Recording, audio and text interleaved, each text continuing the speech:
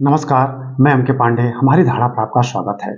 प्राचीन भारत के सबसे शक्तिशाली शासक कौन?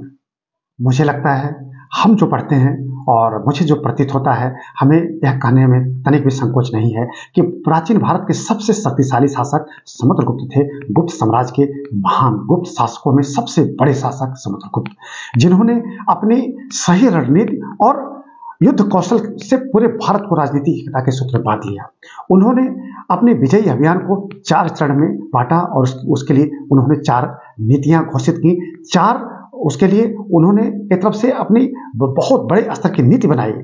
तो निसंदेह ये बहुत बड़े विजेता थे, लेकिन इनकी जो सबसे बड़ी बात आती है कि ये सर्वगुण संपन्न थे। ये न सिर्फ महान विजेता थे, बहुत बड़े सेनानी थे, बहुत बड़े पराक्रमी शासक थे, वरन ये विद्यानुरागी थे, ये विद्वान थे, ये कवि थे, गायक थे, सच्चे इंसान थे। जिस स्मिथ ने इनकी तुलना नेपोलियन से की है, उन्होंने इनको सर्वगुण संपन्न कहा है। अब हम आपको 2-4 विद्वानों का नाम लेते हैं जो इतिहासकार हैं। इन्होंने क्या क्या कहा। निसंदेह इनकी दास्तान सुन के और इनके बारे में 4 शब्द बोलने पर मन गदगद हो जाता है कि हमें गर्व होता है कि हमारे प्राचीन भारत में इतने बड़े शासक हुए।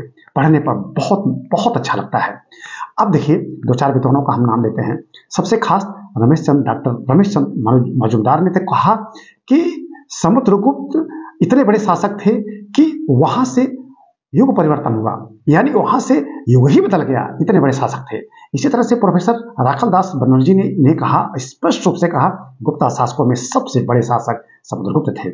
जिस स्मिथ ने इन्हें नेपोलियन से इनकी तुलना की, उन्होंने इनको सर्वगुण संपन्न बताया। इनको बहुत बड़ा दानी, बहुत बड़ा ज्ञानी, गायक, कवि और बहुत बड़ा सेनानी कहा, सच्चा इंसान कहा। इसी तरह से प्रोफेसर राधा कुमुद मुखर्जी ने इन्हें कहा कि समुद्रगुप्त धन में कुबेर के समान थे और न्याय में वरुण के समान, शक्ति में इंद्र के समान, इसी तरह से बुद्धि में बृहस्पति के समान। सज्जनों के लिए बहुत बड़े न्यायप्रिय शासक, लेकिन जो दुष्ट जन थे उनके लिए आघात से कम नहीं थे, वज्र थे। तो इनकी भरपूर प्रशंसा की गई है।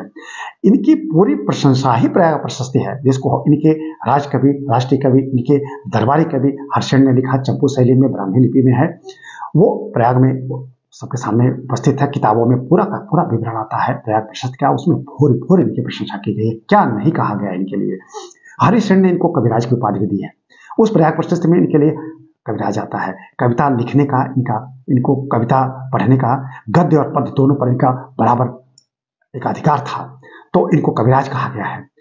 और शास्त्रों में इनकी इतनी गहरी रुचि थी कि शास्त्रों के गूढ़ रहस्यों को भी ये समझ लेते थे। संगीत में इतने बड़े विद्वान थे कि कहा जाता है कि इनके सामने तुम्बुरु और नारद भी फीके पड़ जाते थे। तो इनकी कितनी प्रशंसा की जाए, तो प्रशंसा जितनी भी की जाएगी कम है। और प्रशंसा सुन के अच्छा भी लगता है कि हमारे ऐसे इतने बड़े प्राचीन शासक हुए भी। आप निसंदेह आपको अच्छा लगेगा, एक एक शब्द सुनिएगा, और हम बड़े मन से आपके सामने यह वीडियो प्रस्तुत कर रहे हैं। अब हम थोड़ा सा इनके विजयी अभियान पे आते हैं। इनके विजयी अभियान को हम 4 नीतियों, 4 चरणों में विभक्त करते हैं कि इन्होंने अपने विजयी अभियान को पूरे भारत में बड़े कायदे से संचालित किया। जिनको मिला लेना चाहिए उनको मिला लिया, जिनको पराजित करके छोड़ देना चाहिए कर के दायरे मिलाकर वो भी किया इन्होंने। तो इनकी युद्ध नीति, धर्म नीति भी थी और असुर नीति भी थी। समस्त उत्तरी भारत में, आर्यवर्त में इन्होंने जितने विरोधी शासक थे सबको पराजित करके उनको मिला लिया अपने साम्राज्य में। यह उनकी असुर नीति थी और इसको प्रसभोधरण की नीति कहा जाता है। इसमें लगभग 12 शासक के आसपास आते हैं, खास शासक। इसी तरह से दक्षिणापथ में भी 12 शासक थे। दक्षिण भारत में 12 शासकों को इन्होंने विजित किया, फिर उनको छोड़ दिया और कर के दायरे मिला दिया, उनको भी जीत लिया। दक्षिणापथ की इनकी जो नीति थी उसको हम कहते हैं ग्रहण मोक्षानुग्रह की नीति। इस तरह से जो बीच वाला क्षेत्र था, यानी जो मध्य प्रदेश का जबलपुर का क्षेत्र पूरा का पूरा जंगली क्षेत्र था, वहाँ बहुत सारे आटविक छोटे छोटे साम्राज्य थे, जंगली साम्राज्य थे छोटे छोटे, उनको आटविक साम्राज्य कहा जाता है।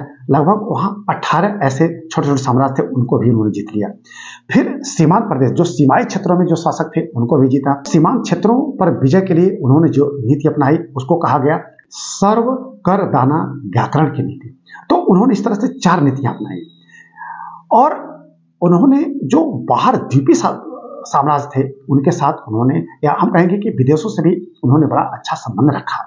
इस तरह से उनका विजयी अभियान बड़ा ही सफल रहा और यह भी कहा जाता है कि समुद्रगुप्त कभी भी किसी युद्ध में हारे नहीं और गर्व होना चाहिए हमको।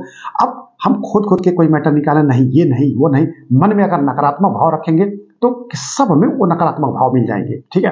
लेकिन सच्चे मन से, खुले मन से इनके बारे में पढ़ा जाए तो हम गदगद हो जाएंगे। मन गदगद हो जाता है कि हमारे प्राचीन भारत में इतना बड़ा शासक, इतना शक्तिशाली कि दिलवर के लिए दिलदार है और दुश्मन के लिए तलवार है, वज्र के समान। बड़ा अच्छा लगता है पढ़ते समय, ऐसे हमारे महान शासक हुए। तो उन्होंने पूरे भारत को राजनीतिक एकता के सूत्र में पिरो दिया। अब जो प्रोफेसर राधा कुमुद मुखर्जी ने इनको कहा, मुझे वो लाइनें बड़ी अच्छी लगती हैं कि धन में कुबेर के समान थे, न्याय में वरुण के समान, शक्ति में इंद्र के समान वज्र थे, और इसी तरह से बुद्धि में वो बृहस्पति के समान थे। सज्जनों के लिए बड़े उदार, लेकिन दुष्ट जनों के लिए वो वज्र थे। यह लाइन बड़ी अच्छी लगती है। एक शासक में यह गुण होना ही चाहिए, और जो अपने बुद्धि विवेक से सबका दिल जीत ले, लेकिन जो सामने दुश्मनी के दिखाता है और सामने खड़ा हो जाता है और राष्ट्र पर संकट आता है, उसको धूल चटा दे, ठीक है। तो इन्होंने हर तरीके अपनाए और हर तरीकों में बड़े सफल रहे, और ऐसे शासक की जितनी भी प्रशंसा की जाए उतनी कम है। हमने 2 शब्दों में हमारे उस महान शासक की हमने प्रशंसा की, उनका दास्तान आपके सामने रखा। हमें विश्वास है कि आपको हमारी यह धारा जरूर अच्छी लगी होगी। अगर आपको अच्छी लगी होगी तो आप हमारे पास कमेंट करें, सकारात्मक कमेंट करें, इस वीडियो को लाइक और शेयर करें, और हमारे चैनल को अगर आपने अब तक नहीं सब्सक्राइब किया है तो प्लीज हमारे चैनल को सब्सक्राइब भी कर लें। धन्यवाद।